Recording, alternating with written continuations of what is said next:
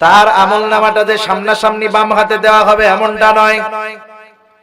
তাফসীরের মধ্যে আসছে বাম হাতটা বুকের মধ্য দিয়ে চিরে পেছনে নিয়ে যাওয়া হবে, বাম হাতে আমলনামা পাবে। আল্লাহ তাআলা বলেন ওয়া আম্মা মান উতিয়া কিতাবাহু বিশিমালি ফায়াকুলু ইয়া লাইতানি লাম উতা কিতাবিয়া। এইবার যে বাম হাতে আমলনামা পাবে সে বলবে ইয়া লাইতানি লাম উতা কিতাবিয়া, হায় রে দুর্ভোগ, যদি এই আমলনামা আমার কাছে না আসতো। লাম উতা কিতাবিয়া, এই কিতাব যদি আমার কাছে না পৌঁছাইতো কতই না ভালো হইতো। কারণ সে জানে আমার এই আমলনামার মধ্যে দুনিয়ার সব অপকর্মগুলো লিপিবদ্ধ আছে। প্রত্যেকের দুনিয়ার প্রত্যেকটা আমল ওই আমলনামার মধ্যে পেয়ে যাবে। আমলনামা যেই ভাষাই লেখা হোক না কেন, সেই ভাষা পড়ার বোঝার যোগ্যতা মানুষকে যিনি দান করবেন তিনি কে? পড়ার পরে সে অবাক হয়ে যাবে, বলবে হায় রে কেমন আমলনামা, কেমন কিতাব। মালি হাদাল কিতাব লা ইউগাদিরু সগীরাতান ওয়ালা কাবীরাতান ইল্লা আহসাহা। কেমন কিতাব, একটা ছোট বড় গুনাহ ছুটে যায় নাই, সেই দিন সব মনে পড়ে যাবে। কার গাছের তাল, কার গাছের বেল, কার গাছের আম চুরি কইরা খাইছে একা একা, সব সেই দিন দেখতে পাবে। একটু চিন্তা করে দেখেন, বলেন তো এই আমলনামাগুলা যেই দুইজন ফেরেশতা লিখতেছে, কিয়ামতে যেই আমলনামা আমরা হাতের মধ্যে পাবো সেই দুই ফেরেশতা আমাদের সাথে আছে না নাই? আল্লাহ রাব্বুল আলামিন বলেন ফামান যুহজিহা আনিন নার, যাকে জাহান্নামের আগুন থেকে বাঁচানো হবে, ওয়া উদখিলাল জান্নাতা ফাকাদ ফাজ, আর যাকে জান্নাতে প্রবেশ করানো হবে, জাহান্নাম থেকে বাঁচানো হবে, জান্নাতে প্রবেশ করানো হবে, আল্লাহ তাআলা বলেন ফাকাদ ফাজ, ওই লোকটাই হলো আসল সফল। আমি আপনাদের কাছে দুই একটা বিষয় জানতে চাইব, সহজ বিষয়ে জবাব দিবেন আশা করি। বলেন তো পরীক্ষার সফলতা আগে, ফলাফল আগে নাকি পরীক্ষা আগে? বলেন তো পরীক্ষায় সফল হবে কে? পরীক্ষা ভালো মতো দিবে যে, ঠিক কিনা? পরীক্ষার হলে যে উত্তরগুলো যথাযথভাবে দিতে পারবে, 2 মাস 3 মাস পর সে সফলতার মালা গলায় পড়বে, গোল্ডেন A+ সে পেয়ে যাবে। সেই জন্য পরীক্ষা আগে, সফলতা বিফলতা পরে। আল্লাহ তাআলার নিজামও এমন, দুনিয়ায় থাকতে কে সফল কে ব্যর্থ এটা অনুধাবন করতে পারা যায়, কিন্তু বাস্তব ফলাফল জানা যায় না। কারণ পরীক্ষার হলে যার পরীক্ষা ভালো হয় সে আশা করে যে আমি গোল্ডেন A+ পাবো। পরীক্ষার হলে যেমন পরীক্ষা ভালো দিলে সফলতার আশা করা যায়, অনুরূপভাবে দুনিয়ার মধ্যে কেউ যদি আল্লাহ এবং রাসূলের আদেশ নিষেধ মেনে চলে, আল্লাহ তাআলার হুকুম আহকাম মেনে চলে, আশা করা যায় ওই লোকটা অনন্তকালের ফলাফল ঘোষণার দিন গোল্ডেন A+ পেয়ে যাবে। সেজন্য দুনিয়া এটা পরীক্ষার হলের মতো। পরীক্ষার হলে ভালো লিখলে রেজাল্ট ভালো হয়, আর কেউ যদি আখিরাতের সফলতা অর্জন করতে চায় দুনিয়ায় ভালো কাজ করতে হয়। আল্লাহ রাব্বুল আলামিন এই আয়াতের মধ্যে মুমিন যদি সফল মুমিন হতে চায়, মুমিন যদি জান্নাতি মুমিন হতে চায়, আল্লাহ রাব্বুল আলামিন 4টি গুণ অর্জনের কথা আমাদেরকে জানায়া দিয়েছে।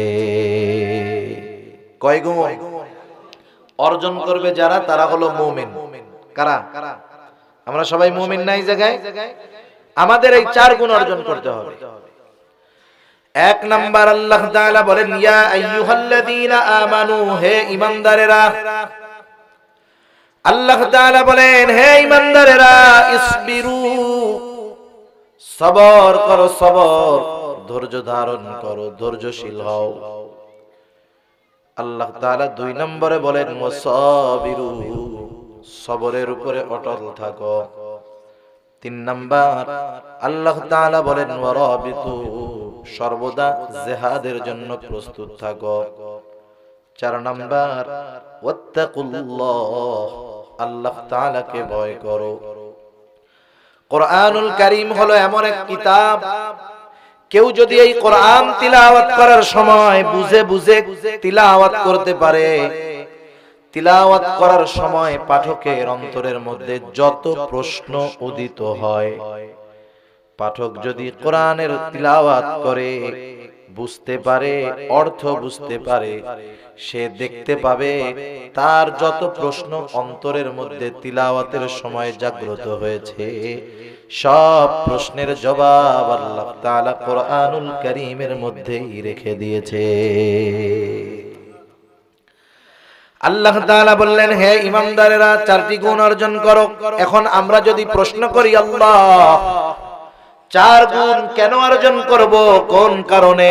আল্লাহ তাআলা বলেন, বান্দা কেন অর্জন করবা শোনো, লাআল্লাকুম তুফলিহুন, এই 4 গুণ অর্জন করবা এই জন্য যাতে করে তুমি একজন সফল মুমিন হতে পারো। সুবহানাল্লাহ। 1 নাম্বার গুণের কথা আল্লাহ তাআলা বলেন, ইসবিরু, বান্দা সবর করো, সবর। তাফসিরে মাআরিফুল কোরআন সহ দুনিয়ার প্রসিদ্ধ তাফসীর গুলার মধ্য থেকে জানা যায় সবর করতে হবে 3 জায়গায়। কয় জায়গায়? একটু জোরে বলেন না, কয় জায়গায়? 3 জায়গায় সবর হবে। 1 নাম্বার সবর হবে সবরুন আলাত তাআত, তথা আনুগত্য ইবাদতের মধ্যে সবর। ইবাদতের মধ্যে সবর, যে কোনো ইবাদতের মধ্যে সবর আছে। সবর, নামাজের মধ্যে সবর আছে। কার ইবাদত সবরওয়ালা ইবাদত হবে, কার নামাজ সবরওয়ালা নামাজ হবে, আমার আগে হযরত এই ব্যাপারে কিন্তু আলোচনা করে গেছে না? কার নামাজ নামাজের মতো হবে। 4 গুণ অর্জন যেই নামাজি অর্জন করতে পারবে, 4 বিষয় ঠিক রেখে নামাজ পড়লে তার নামাজ সবরওয়ালা নামাজ হবে। একই কথা, ওটা তো শুনছেন। 2 নাম্বার সবরুন আনিল মাআসি, পাপের থেকে বেঁচে থাকার মধ্যে সবর। গুনার থেকে সবর করা, সবরের একটা অর্থ হলো বিরত থাকা, বেঁচে থাকা। গুনার থেকে বাঁচা, এটাও অন্যতম সবর। এখন প্রশ্ন হলো, দুনিয়ার পরিস্থিতি এমন, একটা সময় গুনাহ করার জন্য গুনার কাছে যাওয়া লাগতো, এখন গুনার কাছে যাওয়া লাগে না। মোবাইলের কারণে পকেটের মধ্যে গুনাহ নিয়ে ঘোরা যায় কি যায় না? এখন যেখানে মন চায়, যেভাবে মন চায়, ইন্টারনেটের কানেকশন দিয়ে সিনেমা দেখা যায়, নাচ গান দেখা যায়, তথা দিন যায়, গুনাহটা সহজ হইতেছে। কিন্তু বলেন তো, যেই যুবক গুনাহ করে সে তার বাবার সামনে গুনাহ করে নাকি? আব্বার সামনে গুনাহ করে? মনে করেন সিনেমা দেখতেছে, বাবা আসছে, বলে যে আব্বু আসেন, আপনি তো বুড়া হয়ে গেছেন, আপনি তো এগুলো আগে দেখেন নাই, আসেন আব্বু আমি আর আপনি মিলে এই সিনেমাটা দেখি আব্বা। এরকম কেউ বলে? যেই বাবারে দেখে পাল্টাই দিয়ে একটা কি শুনতেছিস আব্বা, ওয়াজ শুনি, ওয়াজ। দেখেন মানুষ আব্বার ভয়ে গুনার থেকে বেঁচে থাকে, বিরত থাকে। চিন্তা করে আব্বা যদি দেখে ফেলে, আব্বু যদি শুনে ফেলে, লজ্জার ব্যাপার, ঠিক কিনা? আব্বুর দেখারে ভয় পায়, আব্বু শুনে ফেলবে এটারে ভয় পায়, কিন্তু আল্লাহ দেখে, আল্লাহ শোনে, এটারে আল্লাহর বান্দা ভয় পায় না। মানুষের অন্তরের মধ্যে যতক্ষণ ওই চিন্তা না আসবে যে আমাকে সর্ব অবস্থায় সর্বক্ষণ আল্লাহ তাআলা পর্যবেক্ষণ করতেছে, এই চিন্তা, এই বিশ্বাস সর্ব অবস্থায় যতক্ষণ মানুষের মধ্যে না থাকবে, দুনিয়ার কোন পদ্ধতির দ্বারা তাদেরকে গুনাহ থেকে বাঁচানো যাবে না। আমরা গুনাহ থেকে বাঁচতে চাই, তাইলে কি করতে হবে আমাদের?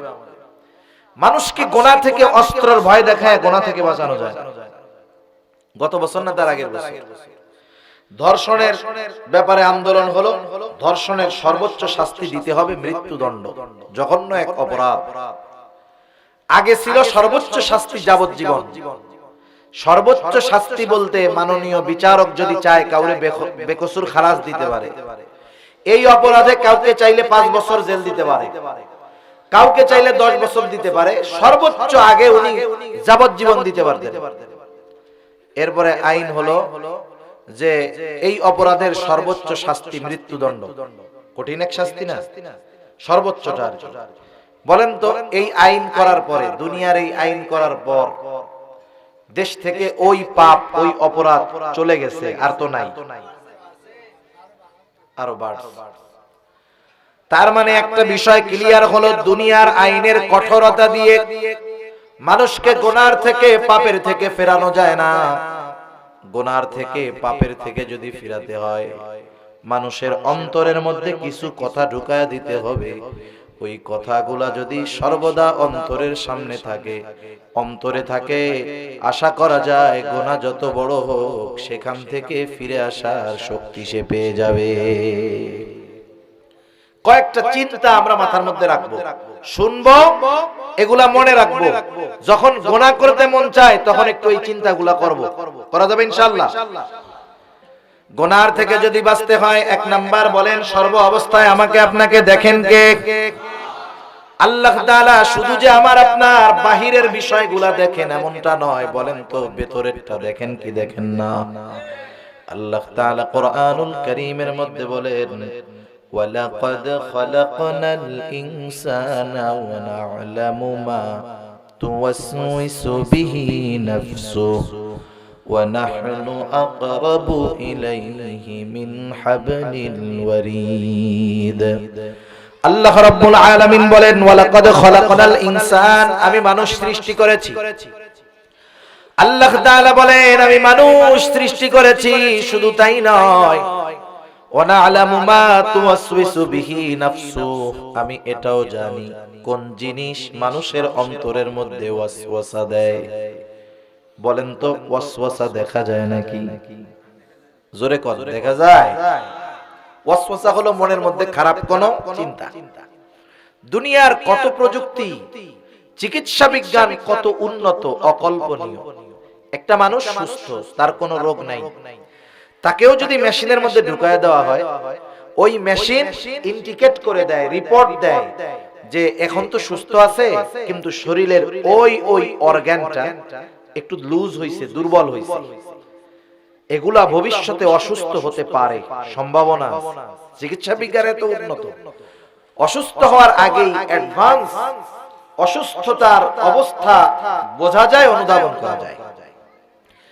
কিন্তু বলেন তো দুনিয়ার মধ্যে এমন কোন মেশিন আছে নাকি যেই মেশিনের মধ্যে যদি আল্লাহ তাআলার কাছে আছে কিনা?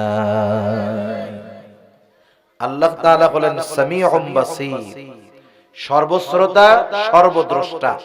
সর্বশ্রোতা সর্বদ্রষ্টা কেমনে বুঝাই আপনাদের? সর্বদ্রষ্টা কেমন? আমরা দিনে দেখি, রাতে দেখি? জবাব দেন, রাতে দেখি না? দুই একজন আছেন যে না বিলের চোখ লাগাইছি দেখি হুজুর রাত্রে। বিড়াল কিন্তু রাত্রে ভালো দেখে। বাদুড় চিনেন? বাদুড়, বাদুড় রাত্রে ভালো দেখে। কুকুর রাত্রে ভালো দেখে। মানুষ আমরা দিনে দেখি, রাতে দেখি না। আলোতে দেখি, আঁধারে দেখি, সামনে দেখি, পেছনে দেখি, অনেক দূরেরটা দেখি, পাশেরটাও তো দেখি না। আল্লাহ রাব্বুল আলামিন কেমন দেখা দেখেন? রাতেও যেমন দেখেন, দিনেও তেমন দেখেন। এক কথায় আমার আপনার জীবনের একটা মুহূর্ত নাই যে সেই মুহূর্তটা আল্লাহ তাআলা আমাদেরকে দেখেন না। গুনাহ করার সময় বাবা দেখে না, ভাই দেখে না, লেপের তলে দরজা আটকা কি দেখো না দেখো, যিনি দেখেন তিনি কে? এই যে প্রথম চিন্তা, গুনাহ করতে মন চাচ্ছে মোবাইলে, একটু চিন্তা করেন না যে আমার আল্লাহ তাআলা দেখতেছে। একদিন দুই দিন চিন্তাটা আনেন বারবার সামনে। একদিন দুই দিন এইভাবে চিন্তা করতে করতে এক সময় দেখবেন জিনিস ধরলেই ওইটা মনে পড়ে যায় যে আল্লাহ দেখতেছে রে। তাহলে আল্লাহ রাব্বুল আলামিন বলেন, বান্দা আমি কেমন জানি, তোমার অন্তরের ওয়াসওয়াসার খবরও আমি জানি। শুধু তাই না, আল্লাহ তাআলা আবার বলেন, ইয ইয়াতালাক্কাল মুতালাক্কিয়ানি আনিল ইয়ামিনি ওয়া আনিশ শিমালি কঈদ। আল্লাহ রাব্বুল আলামিন আমাদের প্রত্যেকের দুই কাঁধে দুইজন ফেরেশতা নিযুক্ত করে রাখছেন। সম্মানিত লেখকদ্বয়, আল্লাহ তাআলা বলেন কিরামান কাতিবিন ইয়ালামুনা মা তাফআলুন। এই দুইজন ফেরেশতা কার কার কাঁধে নাই? হাত উঁচা করেন তো। সবার কাঁধে আছে? হায় হায়, শুধু দুইজন না, ডান কাঁধের জন ভালোটা লেখে, বাম কাঁধের জন মন্দটা লেখে। লেখে এগুলা তারা সংরক্ষণ করতেছে কিয়ামতের দিন। হায় হায়, এগুলা সব ফাইল আকারে চলে আসবে, ফাইল আকারে। এরা যা লিখতেছে এগুলা কিয়ামতে ফাইল আকারে আল্লাহ পাঠায়। কিয়ামতের দিন প্রত্যেকের আমলনামা এরকম ছেড়ে দেওয়া হবে। কার কোন আমলনামা, তার নাম তো থাকবে। মোবাইল নাম্বার, আপনার পাশের বাসায় আপনার বন্ধু, আপনি তার মোবাইল নাম্বারে ফোন দিলেন। নাম্বার যদি ঠিক থাকে, সে যদি বাসায় থাকে, ফোন যাবে কি যাবে না? নাম্বার যদি ঠিক থাকে, সে যদি ঢাকা থাকে, ওই নাম্বারে ফোন যাবে কি যাবে না? তার মানে এখানে উদ্দেশ্য হলো নাম্বার ঠিক থাকতে হবে, সে যে জায়গায় থাক ফোন চলে যাবে। আমলনামায় যার নাম থাকবে সে কিয়ামতের ময়দানে যে জায়গায় থাক আমলনামা তার কাছে চলে যাবে। একদল আমলনামা পাবে ডান হাতে, আরেক দল পাবে বাম হাতে। ডান হাতে যারা আমলনামা পাবে আনন্দিত হয়ে যাবে।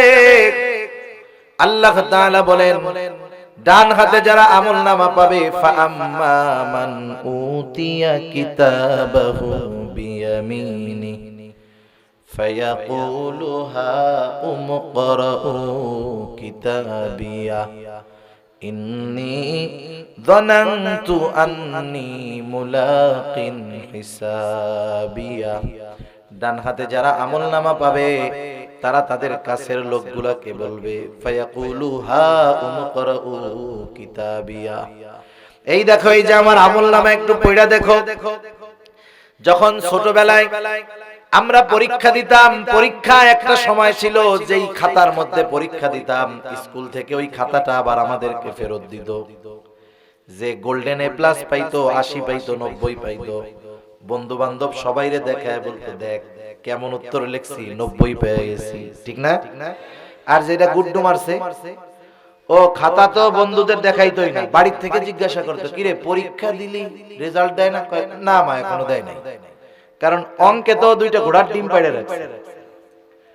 ওর প্রশ্নের উত্তর পত্র দেখাইতে চায় না, কেন? রেজাল্ট খারাপ হইছে এই জন্য, ঠিক না? ও মনে মনে আরে পরীক্ষা যদি না হইতো রে, রেজাল্ট যদি না দিত রে, খাতাটা যদি হারাই যাইতো রে, কতই ভালো হইতো। সেজন্য যারা ডান হাতে আমলনামা পাবে আনন্দে মানুষদেরকে বলবে ফায়াকুলু হাউম ইকরাউ কিতাবিয়া, এই আমার কিতাব আমলনামা পড়ো। ডান হাতে আমলনামা পেয়ে গেছি, এবার সে বলবে, সে তার ডান হাতে আমলনামা পাওয়ার কারণটা বলবে। কারণ হলো ইন্নী যানানতু আন্নী মুলাকিন হিসাবিয়া, যে আমি দুনিয়ার মধ্যে এই ধারণা রাখতাম, এই চিন্তা রাখতাম যে আমাকে আল্লাহর সামনে হিসাবের সম্মুখীন হওয়া লাগবে। আমি এই চিন্তা দুনিয়াতে রাখতাম যে দুনিয়াতে আল্লাহর সামনে আমাকে হিসাবের মুখোমুখি হইতে হবে। আমাদের সবার হওয়া লাগবে না? ওই লোক ডান হাতে আমলনামা তথা ভালো কাজ দুনিয়াতে করছে কেন? অন্যতম এক কারণ যে সে চিন্তা করত, সে বলতেছে আমি এই ধারণা পোষণ করতাম যে আমাকে আল্লাহর সামনে হিসাবের মুখোমুখি হতে হবে, এই জন্য দুনিয়ায় ভালো কাজ করছি, গুনার থেকে বাঁচছি, ডান হাতে আমলনামা পেয়ে গেছি। সুবহানাল্লাহ। তাহলে হিসাবের সম্মুখীন দাঁড়াতে হবে, এ চিন্তা আমাদের রাখতে হবে। বাম হাতে যে আমলনামা পাবে তার আমলনামাটা যে সামনাসামনি বাম হাতে দেওয়া হবে এমনটা নয়। তাফসীরের মধ্যে আসছে বাম হাতটা বুকের মধ্যে দিয়ে চিরে পেছনে নিয়ে যাওয়া হবে, বাম হাতে আমলনামা পাবে। আল্লাহ তাআলা বলেন ওয়া আম্মা মান উতিয়া কিতাবাহু বিশিমালি ফায়াকুলু ইয়া লাইতানি লাম উতা কিতাবিয়া এইবার যে বাম হাতে আমলনামা পাবে সে বলবে ইয়া লাইতানি লাম উতা কিতাবিয়া, হায় রে দুর্ভোগ, যদি এই আমলনামা আমার কাছে না আসতো। লাম উতা কিতাবিয়া, এই কিতাব যদি আমার কাছে না পৌঁছাইতো কতই না ভালো হইতো। কারণ সে জানে আমার এই আমলনামার মধ্যে দুনিয়ার সব অপকর্মগুলো লিপিবদ্ধ আছে। প্রত্যেকের দুনিয়ার প্রত্যেকটা আমল ওই আমলনামার মধ্যে পেয়ে যাবে। আমলনামা যেই ভাষাই লেখা হোক না কেন, সেই ভাষা পড়ার বোঝার যোগ্যতা মানুষকে যিনি দান করবেন তিনি কে? আধুনিক প্রযুক্তির কল্যাণে এখন এগুলা বোঝা সহজ। আপনি যদি একজন চাইনিজের সাথে কথা বলতে চান, চায়না কো চিনেন না, রেল লাইন বানাইতেছে না, অনেক চায়না আছে না, আপনি এখন তার সাথে কথা বলবেন। চায়না ভাষা তো বহুত দূর, ওদের অক্ষরই তো আমরা চিনি না, শব্দ বাক্য কথাবার্তা বলা বহুত দূর, একটা অক্ষরও আমি চিনি না। কেমনে কথা বলবো? ওরে আমি জিজ্ঞাসা করতে চাই যে তুমি কেমন আছো। এখন প্রযুক্তি সহজ, আপনি গুগল থেকে অ্যাপস নামাবেন, মেসেজিং করবেন তার সাথে, আপনি চান বাংলা থেকে চায়না, আপনি আপনার ভাষায় লিখবেন তুমি কেমন আছো, মেসেজ দিলেন চায়নার মোবাইল নাম্বারে, ওর মোবাইল নাম্বারে মেসেজ উঠবে ওর ভাষায়, ওর অক্ষরে যে তুমি কেমন আছো। ও এবার ওর ভাষায় মেসেজ টাইপ করে যে আমি ভালো আছি, পাঠাবে আপনার কাছে। আপনার কাছে ওর ভাষা উঠবে না, ও যেটা লেখছে ওইটা উঠবে না, আপনি যে ভাষা পড়তে পারেন বাংলায় উঠবে যে আমি ভালো আছি। দেখছেন চায়নার সাথে কথাবার্তা বলা যাইতেছে না, মেসেজ আদান প্রদান। শুধু তাই না, প্রযুক্তি এত আধুনিক, আধুনিক কনফারেন্স গুলো এরকম হয়, এক দেশের রাষ্ট্রপ্রধান তার দেশের ভাষায় বক্তব্য দিচ্ছে, উদাহরণ আমাদের বাংলাদেশের। আর যে শ্রোতা আছে 300 দেশের প্রধানমন্ত্রী, 200 দেশের প্রধানমন্ত্রী, তাদের ভাষা তো আর বাংলা না, তারা বাংলা বুঝবে না। কিন্তু কনভার্ট করা, এখান থেকে উনি বক্তব্য দিচ্ছে বাংলায়, প্রত্যেকের কানের মধ্যে এক একটা হেডফোন লাগানো আছে। মালয়েশিয়ার যিনি, তিনি এই বাংলা ভাষার বক্তব্যটা তার ভাষার শব্দে কানের মধ্যে যাচ্ছে। চায়না যে বলতেছে বাংলায়, চায়নাওয়ালার কাছে চায়না ভাষায় কানের মধ্যে আওয়াজ যাইতেছে। বলেন তো এই যে প্রযুক্তি মানুষের মধ্যে যে মাথার মধ্যে যে আসলো, মানুষকে এই বুদ্ধি দিছে কে? যে আল্লাহ মানুষরে বুদ্ধি দিতে পারে, সেই আল্লাহ কিয়ামতের দিন মূর্খ যে লোকটা সিগনেচার করতে পারে না, টিপসই দিয়ে কাম কাজ ছাড়তে হয়, ওই লোকটারে আমলনামা পড়ার যোগ্যতা দিতে পারে না? পারে, পড়তে পারবে। এবার পড়বে, পড়া কি করবে? পড়ার পরে সে অবাক হয়ে যাবে, বলবে হায় রে কেমন আমলনামা, কেমন কিতাব। মালি হাদাল কিতাব লা ইউগাদিরু সাগীরাতান ওয়ালা কাবীরাতান ইল্লা আহসাহা। কেমন কিতাব, একটা ছোট বড় গুনাহ ছুটে যায় নাই, সেই দিন সব মনে পড়ে যাবে। কার গাছের তাল, কার গাছের বেল, কার গাছের আম চুরি কইরা খাইছে একা একা, সব সেই দিন দেখতে পাবে। একটু চিন্তা করে দেখেন, বলেন তো এই আমলনামাগুলা যেই দুইজন ফেরেশতা লিখতেছে, কিয়ামতে যেই আমলনামা আমরা হাতের মধ্যে পাবো, সেই দুই ফেরেশতা আমাদের সাথে আছে না না? আরো একজন ফেরেশতা আছে, এই যে আমরা কথা বলি, কথাগুলা রেকর্ড হয়ে যায়, কোন কথা কিন্তু ধ্বংস হয়ে যায় না, কোন কথা ধ্বংস হয় না। যেই কথাটা বলি, বিজ্ঞান বলে কথাটা বাতাসের মধ্যে থাকে। সুবহানাল্লাহ। আপনাদের আত্মীয় স্বজন বিদেশে আছে না, দেশের বিভিন্ন জায়গায় আছে না, মোবাইলে যখন ফোন দেন, আপনার সাথে তো প্রত্যেকদিন কথা হয়, ফোন রিসিভ করার পরে কণ্ঠ শুনেই তো বুঝতে পারে আমার ভাই, আমার চাচা, আমার বাবা, তাই না? এই যে সৌদিতে কথা বলতেছেন কক্সবাজারে বৈশা, এ কথা যায় কিসের মাধ্যমে? নেটওয়ার্কের মাধ্যমে। এটা বাতাসের মাধ্যমে মূলত যায়। চিন্তা করে দেখেন, কথা বলতেছি এই জায়গায়, আমেরিকায় আমার ভাই হুবহু আমার টোন, আমার সাউন্ডে সে ওই জায়গায় কথা শুনতেছে। এ বুদ্ধি দিছে কেডা? এ সব কথা বাতাসে আছে। যে কথাগুলো বলতেছি সব কোন জায়গায় আছে? বাতাসের মধ্যে আছে। আল্লাহ তাআলা যদি বলে এই আব্দুর রহিম দুনিয়াতে চৌবলদন্ডির আব্দুর রহিম কতগুলা কথা বলছে, সব এক ফাইলে চলে আসবে। আসবে না? এরপরেও রেকর্ড করার একজন আছে। আল্লাহ তাআলা বলেন, মা ইয়ালফিযু মিন কাওলিন ইল্লা লাদাইহি রাকীবুন আতীদ। সদা সতর্ক একজন ফেরেশতা আছে যারা আমাদের কথাগুলোকে রেকর্ড করে। এই তিনজন ফেরেশতা এক মুহূর্তের জন্য কারো থেকে আলাদা হয় না। মৃত্যুর আগ পর্যন্ত এই ফেরেশতা কারো থেকে এক মুহূর্তের জন্য আলাদা হয় না। চোর যখন চুরি করতে যায় এই তিন ফেরেশতা থাকে কি থাকে না? জিনাকার জিনা করতে যায় তিন ফেরেশতা থাকে। এরা প্রত্যেকটা কর্মের ব্যাপারে সাক্ষী হয়, লিপিবদ্ধ করে। একটু চিন্তা করে দেখেন, কোন এক জায়গায় যাওয়ার পর আপনি চলতেছেন খুব খেয়াল খুশি মতো, উচ্ছৃঙ্খল ভাবে, হঠাৎ লেখা দেখলেন এখানে কিন্তু আপনার গতিবিধি মনিটরিং করা হচ্ছে। সিসি ক্যামেরা ট্যামেরা কিছু দেখেন নাই, শুধু লেখাটা দেখলেন। বলেন তো, আগে যেমন উচ্ছৃঙ্খলার সাথে চলা হচ্ছিল, এই লেখা দেখার পরে সে বুজুর্গ হয়ে যাবে কিনা? যেই দেখবো রে বাবারে, আমার গতিবিধি মনিটরিং করতেছে, আশেপাশে হয়তো প্রশাসনের লোক টোক থাকতে পারে, কাত ছাড়া একবারে ভদ্র মানুষ হয়ে যাবে। সিসি ক্যামেরা যখন কোন জায়গায় থাকে, কত মানুষ ভদ্র হয়ে যায় না? 2 বছর 3 বছর আগে এক ভিডিও দেখাইতেছে, একজন এক চোর করছে চুরি। চোর যার বাড়ি চুরি করতেছে, চোরেও তারে চিনে, সেও চোরে চিনে। এরকম লোকই বেশিরভাগ চুরি করে। আপনার আমার বাড়িতে যখন চুরি হয়, কারো বাড়িতে চুরি হয়, বাইরের থেকে আসে না তো, নিজের এলাকার লোকগুলাই থাকে। এখন চুরি করে চুরির মাল নিয়ে যখন যাইতেছে, দেখে বাড়িওয়ালার সিসি ক্যামেরা লাগানো। এখন কোন সিসি ক্যামেরায় যদি রেকর্ড থাকে, পাশের বাড়ির লোক হয়, ধরা পড়বে কি পড়বে না? পড়বে। যেই দেখছে সিসি ক্যামেরা, চুরির মাল জিনিসগুলো রাইখা এরকম করতেছে, ভাই মাফ করে দেন, আর জীবনে করব না।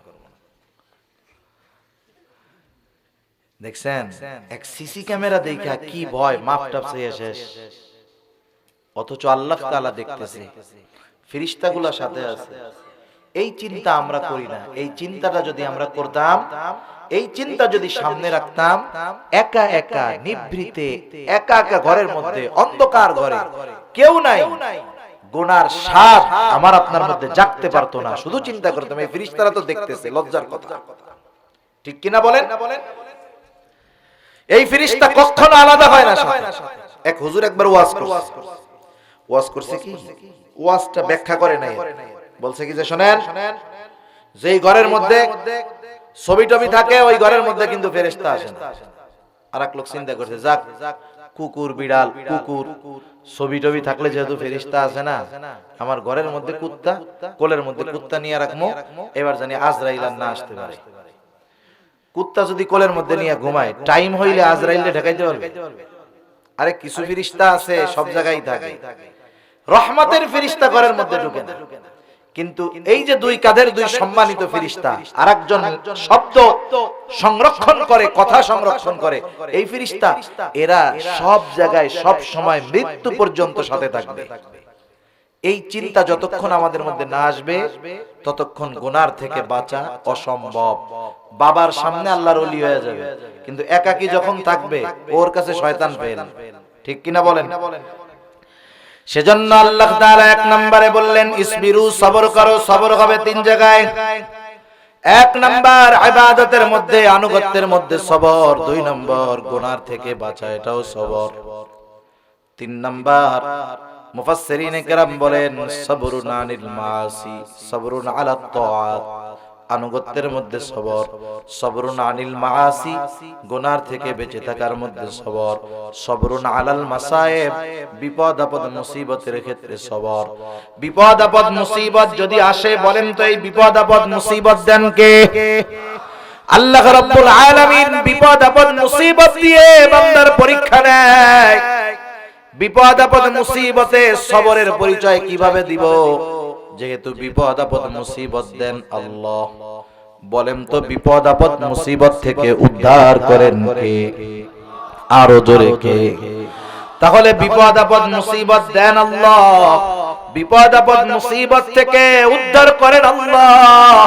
তাইলে বিপদ আপদ মুসিবতে যখন পতিত হব, সাহায্য কার কাছে চাইব? আরো জোরে কার কাছে? এজন্য আল্লাহ তাআলা জানায় দেন, বিপদ আপদ মুসিবতে সবরের পরিচয় যারা দেয় তারা সাহায্য কার কাছে চায়? আল্লাহ রাব্বুল আলামিন বলেন, ইয়া আইয়ুহাল্লাযীনা আমানুস্তাঈনু বিস-সাবরি ওয়াস-সালাহ। আল্লাহ তাআলা বলেন, হে ঈমানদারেরা, ইস্তাঈনু, আমি আল্লাহর কাছে সাহায্য চাও। বিপদ আপদ মুসিবতে পড়ছো, আমি আল্লাহর কাছে সাহায্য চাও। কেমনে সাহায্য চাইবা?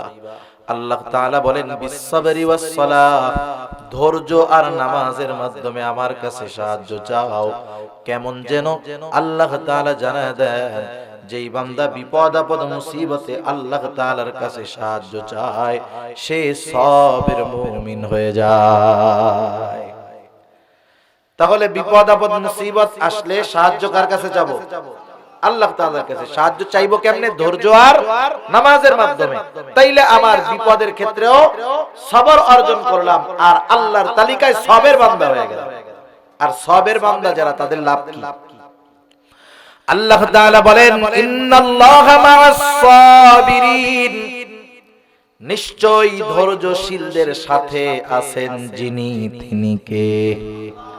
বলেন তো, যার সাথে আল্লাহ আছে তার কোনো ভয় আছে নাকি? আরো জোরে আছে নাকি? হযরতে মূসা আলাইহিস সালাম ফেরাউনকে বারবার দাওয়াত দেওয়ার পর যখন কোনো পরিবর্তন নাই, আল্লাহ তাআলা জানায় দিলেন, ও পয়গম্বর মূসা, আপনি আপনার উম্মতদেরকে নিয়ে মিশর ছেড়ে চলে যান। কোন পথে যাবে, কোন দিক দিয়ে যাবে, আল্লাহ তাআলা সব পথ নির্দেশনা দিয়ে দিলেন। মূসা আলাইহিস সালাম উম্মতদেরকে নিয়ে রাতের আধারে লোহিত সাগরের পাড়ে এসে হাজির। পার হওয়ার জন্য নৌকা নাই, কিছু নাই, অপেক্ষা করতেছে কখন রাতের আধার কাটবে, দিনের আলো ফুটে উঠবে। এদিক দিয়া ফেরাউনের কাছে খবর চলে গেছে, ও ফেরাউন, তোমার দুশমন মূসা কিন্তু বনি ইসরাইলদেরকে নিয়ে মিশর ছেড়ে চলে যায়। তাফসীরের মধ্যে আসছে 6 লক্ষ সশস্ত্র সৈন্য নিয়ে মূসা আলাইহিস সালাম ও তার উম্মতের পেছনে ধাওয়া শুরু করেছে ফেরাউন। রাতের আধার কেটে গেল, দিনের আলো ফুটে উঠছে। এইবার ফেরাউন বাহিনী দেখতে পায় ওই যে মূসা নবীর উম্মত সাগরের পাড়ে অপেক্ষমান, আর মূসা আলাইহিস সালামের উম্মত দেখতেছে ওই যে ফেরাউন বাহিনী নিয়ে আমাদের দিকে আসতেছে। মূসা আলাইহিস সালামের উম্মতেরা একটু আগে চিন্তা করতেছিল, কোন মতে যদি দরিয়াটা পাড়ি দিতে পারি, সাগরটা পাড়ি দিতে পারি, ফেরাউনের এলাকা ছেড়ে চলে গেলাম, আর কোনো জুলুম হবে না, শান্তি আর শান্তি। বলেন তো, যখন মূসা আলাইহিস সালামের উম্মতেরা ফেরাউনকে অস্ত্র শস্ত্র সহ তার বাহিনী নিয়ে আসতে দেখছে, জানের মধ্যে পানি আছে নাকি? আছে। স্বপ্ন তো সব শেষ। এবার কয়, আরে মূসা, আমরা ধরা খেয়ে গেছি, শেষ। আল্লাহ তাআলা সেই অবস্থার কথা বলেন, ফালাম্মা তারা আল জামআনি ক্বালা আসহাবু মূসা ইন্না লামুদরাকুন। যখন এক পক্ষ অপর পক্ষকে দেখতে পায়, মূসা নবীর সাথীরা বলতেছে, ইন্না লামুদরাকুন, মূসা আমরা ধরা পড়ে গেছি। এখনো তো ধরা পড়ে নাই, কিন্তু তাও বলল ধরা পড়ে গেছি। কারণটা কি? মনে করেন অনেক সময় মুরব্বীদের কাছে এক লোক দৌড় দিয়ে বলে, চাচা আমি মইরাই গেছি। বিপদে পড়ে কয় না এরকম, চাচা আমি মরে গেছি। এখন বলেন তো, যে লোক মইরা গেল, মরা মানুষ কথা কয়? আপনাদের এলাকায় বলে নাকি মরা মানুষ কথা? তাহলে ও যে বললো কাকা আমি মরে গেছি, কিন্তু ও তো বাইচা আছে। কেন? আসন্ন বিপদের ভয়াবহতা অনুধাবন করে সে চিন্তা করছে, এই বিপদ যদি আমার উপরে আসে, বাঁচার কোনো উপায় নাই। মূসা আলাইহিস সালামের উম্মতেরা বলছে ধরা পড়ে গেছে, এখনো ধরা পড়ে নাই। কিন্তু কেন বলল? কারণ ফেরাউন এখন যদি কাছে আসে সব কুলারে হত্যা করে ফেলবে। যদি বাঁচতে হয় দরিয়ায় ঝাঁপ দিতে হবে, হয়তো পানিতে মরতে হবে, নাহলে তার অস্ত্রের লাগাতে মরতে হবে, আমরা তো শেষ। মূসা আলাইহিস সালাম দাঁড়ায় গেলেন, উম্মতেরা বলতেছে ধরা পড়ে গেছি। মুসা আলাইহিস সালাম হলেন বনি ইসরাইলদের নেতা, প্রত্যেক নবী তার উম্মতের আসল নেতা। দুনিয়ার ময়দানেও কিন্তু যখন বাগে পড়া যায় নেতা ভিসা রেডি রাখে, কর্মী কিন্তু দুলাই ঠিকই গায়, ঠিক না? দুনিয়ার নেতারা সব ভিসা রেডি করা আছে, সেকেন্ড হোম আছে সবগুলো। সেকেন্ড হোম বুঝেন নাকি? বেগম পাড়ায় বাড়ি আছে, কানাডায় বাড়ি আছে, আমেরিকায় বাড়ি আছে, ইংল্যান্ডে আছে। যারা কর্মী ছাগলের 3 নম্বর বাচ্চার মতো লাফায়, ওর তো নিজের বাড়িটাও নেই, ওর যাওয়ার জায়গা আছে বাইরে। ওর নেতারা তো অলরেডি ভিসা করে রেডি আছে। কথার কথা, যে এই জায়গায় যদি থাকার মতো অবস্থা না থাকে, আমি তো আরেক দেশের নাগরিক, চলে গেলাম, কিন্তু ওর পিছনে কুকুরের বাচ্চার মতো যেগুলো দৌড়াই বেড়াইছে, ছাগলের বাচ্চার মতো দৌড়াই বেড়াইছে, এগুলার কি অবস্থা? এগুলা অবস্থা কি হবে আল্লাহই ভালো জানে। সেজন্য অরিজিনাল নেতা হলো মুহাম্মাদুর রাসূলুল্লাহ সাল্লাল্লাহু আলাইহি ওয়াসাল্লাম হলেন আমাদের অরিজিনাল নেতা। ওনার নেতৃত্ব শুধু দুনিয়ায় নয়, পরকালেও আমাদের নেতা যিনি, তিনি হলেন মুহাম্মাদুর রাসূলুল্লাহ। দুনিয়ার নেতার অনুসরণ আপনাকে জাহান্নাম থেকে বাঁচাতে পারবে না, কিন্তু নবীজির নেতৃত্বের মধ্যে আসলে জাহান্নাম থেকে বাঁচা যাবে কি যাবে না? মুসা আলাইহিস সালাম বনি ইসরাইলদের নেতা, উনি এবার দাঁড়ায় গেছে, বক্তব্য দিচ্ছে। সাথীরা বলছে ধরা পড়ে গেলাম, ধরা পড়ে গেছি। আর মুসা আলাইহিস সালাম বলতেছেন কাল্লা ইন্না মাইয়া রাব্বি সায়াহদিন। ওরা বলে মুসা ধরা পড়ে গেছি, আর তিনি বলেন কাল্লা, কখনো ধরা পড়ব না। সুবহানাল্লাহ। শত্রু কত সামনে, সামনে দরিয়া, পার হওয়ার কোনো কিছু নাই, এরপরেও বলে ধরা পড়ব না। কেন ধরা পড়ব না, কোন কারণে? মুসা আলাইহিস সালাম বলে শোনো, ওর অস্ত্র শস্ত্র যতই বেশি হোক না কেন, আমার সাথে যা আছে ওর সাথে তা নাই, আমরা কখনো ধরা পড়ব না। এর কারণ হলো ইন্না মাইয়া রব্বি, আমার সাথে আমার রব আছে। ধরা পড়ব না কারণ সাথে কে আছে? আল্লাহ। সায়াহদিন, এখনই তিনি পথ দেখায় দিবে। আল্লাহ পথ দেখায় দিছে, নদী পার হয়ে চলে গেছে। আমি তো ঘটনা না বোঝানোর জন্য বলতেছি। এখন বলেন, যার সাথে আল্লাহ তাআলা আছে তার কোনো ভয় আছে? চিন্তা আছে? এবার হিজরতের রাতে, হিজরত যখন শুরু হয়েছে, রাসূল সাল্লাল্লাহু আলাইহি ওয়াসাল্লাম সাওর পর্বতের গর্তে 3 দিন অবস্থান করছে। কয়দিন? 3 দিন। আরবের মানুষ যে কতটা ট্যালেন্ট ছিল অকল্পনীয়। ওরা পায়ের ছাপ দেখে বলে দিতে পারতো যে এই পায়ের ছাপটা কার। সুবহানাল্লাহ। কাদার উপরে পা দিলে পায়ের ছাপ পড়ে, বালুর উপরে পড়া দিলে পায়ের ছাপ পড়ে, বোঝা যায় সহজে? শুকনা বালুতে বোঝা যায় না। ওই 3 দিন ওই গর্তে আল্লাহ রাসূল সাল্লাল্লাহু আলাইহি ওয়াসাল্লাম ও আবু বকর সিদ্দিক রাদিয়াল্লাহু তাআলা 3 দিন আবু বকর রাদিয়াল্লাহু তাআলা আনহু ছাগল পালতো, যেই রাখাল দেখাশোনা করতো, ও 3 দিন এই গর্তের আশপাশ দিয়া ছাগল চড়াইতো। উদ্দেশ্য কি? যাতে ওনাদের দুইজনের পায়ের ছাপ মুছে যায়, ছাগলের পাড়ায় যেন মুছে যায় বালুর উপরের ছাপ। কত ট্যালেন্ট ওরা! এই অবস্থায়ও পায়ের ছাপ দেখতে দেখতে দেখতে একেবারে গর্তের কাছে চলে আসছে, একেবারে গর্তের সামনে। কত সামনে? আবু বকর সিদ্দিক রাদিয়াল্লাহু তাআলা আনহু বলেন, কাফেররা আমাদেরকে খুঁজতে খুঁজতে এত কাছে চলে আসছে, আমি প্রত্যেকের গলার আওয়াজ শুনতেছি, প্রত্যেককে চিনতেছি, তারা আমাদেরকে খুঁজে খুঁজে হয়রান। কিন্তু তাদের বেশি দূরে যাওয়া লাগবে না, তারা যদি শুধু নিজেদের পায়ের দিকে তাকায়, আমাকে আর রাসূলুল্লাহ সাল্লাল্লাহু আলাইহি ওয়াসাল্লামকে দেখে ফেলতে পারবে। এই অবস্থায় হযরত আবু বকর সিদ্দিক রাদিয়াল্লাহু তাআলা আনহুর অবস্থা বড় খারাপ। চিন্তা এবং ভয় তার চেহারার মধ্যে দেখা যায়।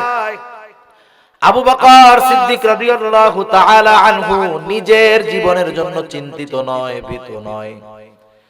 কারণ সাহাবায়ে কেরাম হলেন এমন আশিকে রাসূল, জিলাপি খাওয়েন না আশিকে রাসূল না।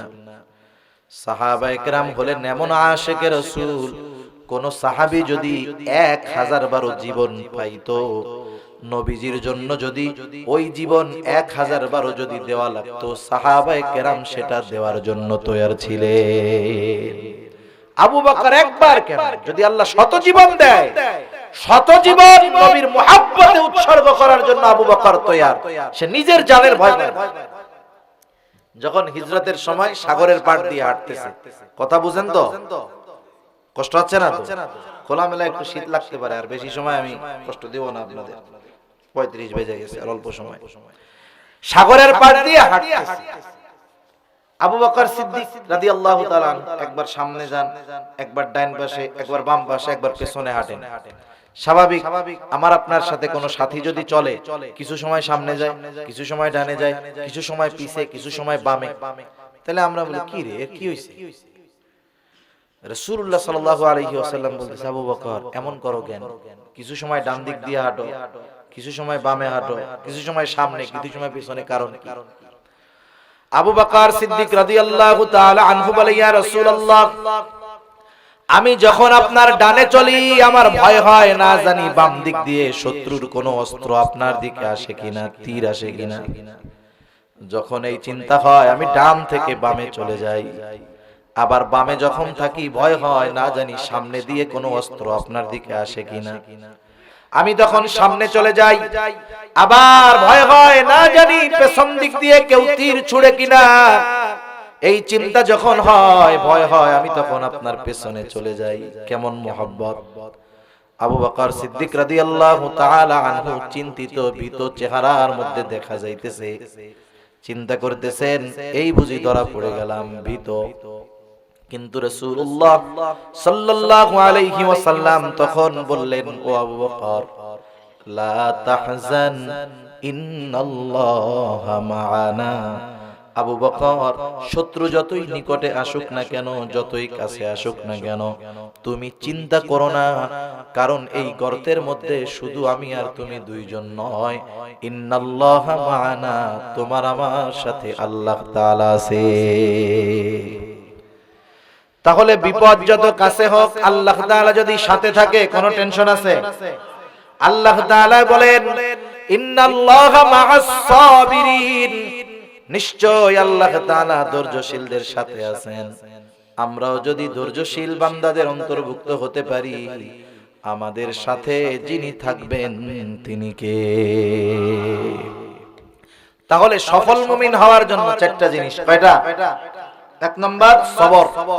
জোরে বলেন কি? সবর কয় জায়গায়? 3 জায়গায়। কয় জায়গায়? 3 জায়গায়। ইবাদতের মধ্যে, গুনার থেকে বাঁচার মধ্যে, বিপদ আপদ মুসিবতে। এখন সবর কয়দিন করব? 2-4-10 দিন নাকি? ইবাদত কতদিন করতে হবে? মৃত্যু পর্যন্ত। ইবাদত কতদিন? আল্লাহ তাআলা বলেন, ওয়া'বুদ রাব্বাকা হাত্তা ইয়াতিয়াকাল ইয়াকিন। আপনি আপনার রবের ইবাদত করেন দৃঢ় সত্য আশা পর্যন্ত, তথা মৃত্যুর আগ পর্যন্ত আপনি আপনার রবের ইবাদত করেন। শুধু তাই না, আল্লাহ তাআলা এবার জানায় দিলেন, ওয়াসাবিরু, সবরের উপরে অটল থাকো। 3 নাম্বার, ওয়ারাবিতু, সর্বদা জিহাদের জন্য প্রস্তুত থাকো, সর্বদা জিহাদের জন্য প্রস্তুত থাকো।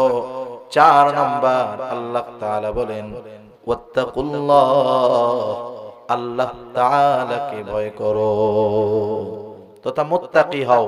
আমরা কি হব একটু বলেন না? মুত্তাকি। আরো জোরে কি হব? মুত্তাকি। অল্প সময়, 5-7 মিনিট, বেশি আর নিব না। মুত্তাকি হব। মুত্তাকি হইলে লাভ যে শুধু পরকালে তা আমরা তো বুঝি না। আমরা মনে করি কোরআন হাদিস এগুলা মানলে মনে হয় শুধু পরকালের লাভ, ভালো পথে চললাম পরকালের লাভ। আরে না না, দ্বীনের উপরে চললে আগে লাভ দুনিয়ায়। আগে লাভ কোন জায়গায়? জোরে বলেন। দুনিয়া। মুত্তাকি যদি হতে পারি, পরহেজগার যদি হতে পারি, তথা গুনাহ থেকে বাঁচতে পারি, আল্লাহর হুকুম আহকাম মানতে পারি, প্রথম লাভ কোন জায়গায়? জোরে, আরো জোরে, কোন জায়গায়? দুনিয়া। দুনিয়ায় মানুষ যত কিছুই করে, করে রিজিকের টেনশনে। চোর চুরি করে কেন? রিজিকের জন্য। প্রত্যেকেই দুনিয়ার জন্য, রিজিকের জন্য অপরাধের পথে যায়। আর আল্লাহ তাআলা বলেন, বান্দা রিজিকের কোনো চিন্তা কইরো না, মুত্তাকি হয়ে যাও। আল্লাহ তাআলা বলেন, ওয়া মান ইয়াত্তাকিল্লাহা ইয়াজআল লাহু মাখরাজা। ওয়া ইয়ারযুকুহু মিন হাইথু লা ইয়াহতাসিব। বেশি লম্বা আমি করব না। এইখানে মুত্তাকিরা দুনিয়ায় দুইটা পুরস্কার পাবে এই আয়াতের আলোকে।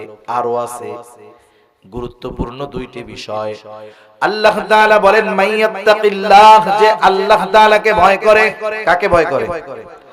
এই মুত্তাকি বান্দা যখন কোন বিপদ আপদ মুসিবতে পড়ে যায়, বের হওয়ার কোনো পথ পায় না, আল্লাহ তাআলা বলে আমার মুত্তাকি বান্দা চিন্তা করো না, ইয়াজআল লাহু মাখরাজা, ওই বিপদ থেকে বের হওয়ার রাস্তা যিনি বাতায় দেন তিনি কে? মুত্তাকি হও, দুনিয়ার বিপদ আপদ আসবে ঠিক, কিন্তু আসার পরে ওই বিপদ থেকে বের হওয়ার রাস্তা কে করে দিবে? তাহলে মুত্তাকি যে হয়, বিপদ থেকে বাঁচার ব্যবস্থা হয়। 2 নাম্বার আল্লাহ তাআলা বলেন ওয়া ইয়ারযুকুহু মিন হাইথু লা ইয়াহতাসিব। দুনিয়ার মানুষ রিজিকের চিন্তা করে, খাবারের চিন্তা করে, পোশাকের চিন্তা করে। আল্লাহ তাআলা বলে বান্দারে তুমি মুত্তাকি হয়ে যাও, আমি আল্লাহ এমন জায়গা থেকে তোমার রিজিকের ব্যবস্থা করে দিব তুমি কল্পনাও করতে পারবা না, চিন্তায়ও আসবে না। এমন জায়গা থেকে আল্লাহ তাআলা রিজিকের ব্যবস্থা করে দিবে। আল্লাহ পারেন কি পারেন না? পারেন। সেজন্য মুত্তাকি হলে দুনিয়ারও লাভ। 2টা লাভের কথা কইছি। 1 নাম্বার, বিপদ আপদে পড়লে বিপদ থেকে বের হওয়ার রাস্তা বের করে দিবে আল্লাহ। রিজিকের ব্যবস্থা আল্লাহ তাআলা এমন জায়গা থেকে করবে যে কল্পনাও করতে পারবা না। এবার আখিরাতের 2-1টা লাভ শুনে আমরা শেষ করে দেই। মুত্তাকি বান্দার স্পেশালিটি আছে। বরযাত্রী যায়নি আপনাদের ওইদিকে? বরযাত্রী চিনেন? বরযাত্রী মনে করেন আপনারা গেছেন চকরিয়া, আপনাকে পোলারে বিয়া দিতে যান না, একসাথে 40, 50, 60, 100 জন যায় না? আবার গলা কাটাকাটি করে নাকি? বুঝেন নাই? গলা কাটাকাটি বুঝেন নাই? মানে আমাকে ওইটা খাওয়াইতে হবে, ওইটা খাওয়াইতে হবে, চিংড়ি না দিলে বিয়েই হবে না। এ ধরনের ডাকাতি করা যাবে না। বরযাত্রী যাওয়া এটা শরীয়ত সমর্থিত নয়। যদি নিজ ইচ্ছায় মেয়ের বাবা বলে যে আপনারা 50 জন আসেন, আপনারা আমার আত্মীয়, আমি আপনাদের মেহমানদারি করাতে চাই, সেটা ভিন্ন সাবজেক্ট। কিন্তু ছেলে পক্ষ থেকে ডিমান্ড করার কোনো সুযোগ নাই যে আমরা আপনাদের মেয়েকে বিবাহ করব, ঠিক আছে আমাদের 300 বরযাত্রী খাওয়াইতে হবে। তোমার আত্মীয় স্বজন এতই খারাপ, খাওয়ার এত গলা, তুমি বাড়ি এনে খাওয়াও, আরেকজনের উপরে কেন চাপিয়ে দাও? এগুলা করা শরীয়ত সমর্থিত নয়। এখন কোন মেয়ের বাপ যদি বলে যে আপনারা আইসেন 100 জন আসেন, আমি আমার একটা মাত্র মেয়ে, আমি চাই আত্মীয় স্বজন আসলেন, দেখে গেল, খেয়ে গেল, স্বইচ্ছায় খুশি মনে, এক্ষেত্রে সমস্যা নেই। এখন গেছে, খাবার দাবারের ব্যবস্থা করছে, বাহিরে কয়েকজন ঘুরতে গেছে বা হাঁটতে গেছে, ইতিমধ্যে বরযাত্রীর ছেলে পক্ষের মেহমানদের খাওয়া দাওয়া শুরু হয়ে গেছে, সবাই আসে নাই। এবার খুঁজতে বের হইছে, মনে করেন মেয়ের ভাই অথবা চাচা, গিয়ে দেখে ওই দূরে কয়েকজন অপরিচিত যুবক এক জায়গায় দাঁড়ায় আছে। 2 ধরনের শঙ্কা হবে। এক ধরনের শঙ্কা হবে না জানি এরা আবার কোনো অকারেন্স করে কিনা, তাদেরকে তো নিচে নেয় না, বুঝেন নাই? এবার জিজ্ঞাসা করে তোমরা কারা এখানে দাঁড়ায় আছো? এবার বলতেছে যে আমরা হলাম বরের সাথে আসছি, খানা দানা অর্ধেকের মতো হয়ে গেছে প্রায়। এবার উনি পরিচয় দিল, ও তাই, আচ্ছা আমি হলাম কনের চাচা বা ভাই, তো আপনারা এখনো খানা দানা করেন নাই? আসেন আসেন আসেন আসেন আসেন, তাড়াতাড়ি আসেন, তাড়াতাড়ি আসেন, খানা খাইতে আসেন। কেমন জানি ধাওয়াইয়া খানা খাওয়ানোর জন্য আনবে, তাই না? এই যে বলতেছে আসেন আসেন আসেন, চলেন চলেন চলেন, যান যান যান, খাইতে বসেন। এই যে ধাওয়ানি দিছে, একটু চোর রে ধাওয়ানি দেয়, এই যে ধাওয়ানো দিল আর কি, এর মধ্যে মহব্বত ভালোবাসা আছে না, সম্মান আছে, যে ওরা তো আমাদের আত্মীয়, সেজন্য তাড়াতাড়ি নিয়ে আসতেছে খাওয়ানোর জন্য। আরে জান্নাতীরা তো জান্নাতে যাবে, মুত্তাকি যারা এদেরকে এরকম ডাইকা ডাইকা জান্নাতে নিবে। সুবহানাল্লাহ। ওয়াসিকাল্লাযীনা ইত্তাকাউ রাব্বাহুম ইলাল জান্নাতি যুমারা হাত্তা ইযা জাউহা ওয়া ফুতিহাত আবওয়াবুহা ওয়া ক্বালা লাহুম খাযানাতুহা সালামুন আলাইকুম তিবতুম ফাদখুলুহা খালিদিন। অনেক জায়গায় দেখছি আর কি, যখন বিবাহ কমিউনিটি সেন্টারে মেহমান আসতেছে, আপ্যায়নের জন্য দুইজন থাকে, প্রত্যেকজন ঢুকে আর অভ্যর্থনা জানায়, এক একটা গোলাপ হাতে দেয়, দেয় না? যে আসন গ্রহণ করুন, কত সুন্দরভাবে বলে না? জান্নাতীদেরকে ওই রকম দলে দলে জান্নাতে প্রবেশ করবে। শুধু তাই না, হাত্তা ইযা জাউহা ওয়া ফুতিহাত আবওয়াবুহা ওয়া ক্বালা লাহুম খাযানাতুহা সালামুন আলাইকুম তিবতুম ফাদখুলুহা খালিদিন। তাদেরকে সালাম দিবে, অভ্যর্থনা জানাবে, আর বলবে ফাদখুলুহা, ঢুকে যান এটার মধ্যে, তিবতুম ফাদখুলুহা খালিদিন, উপভোগ করতে থাকেন, এক দুই দিনের জন্য না, অনন্তকালের জন্য। সুবহানাল্লাহ। আরে জান্নাতে যাওয়ার জন্য পাগল, আমরা জান্নাতে যাওয়ার জন্য আগ্রহী না, আর জান্নাত মুত্তাকিদের পাওয়ার জন্য আগ্রহী। সুবহানাল্লাহ, এটাই হলো তফাৎ মুত্তাকিদের ক্ষেত্রে। শুধু তাই না, শুধু জান্নাতে যাবে তা নয়, আল্লাহ তাআলা মুত্তাকিনদের স্পেশালিটি হিসাবে বলেন, ইন্নাল মুত্তাকিনা ফি জান্নাতিন ওয়া নাহার ফি মাকআদি সিদকিন ইনদা মালিকিন মুকতাদির।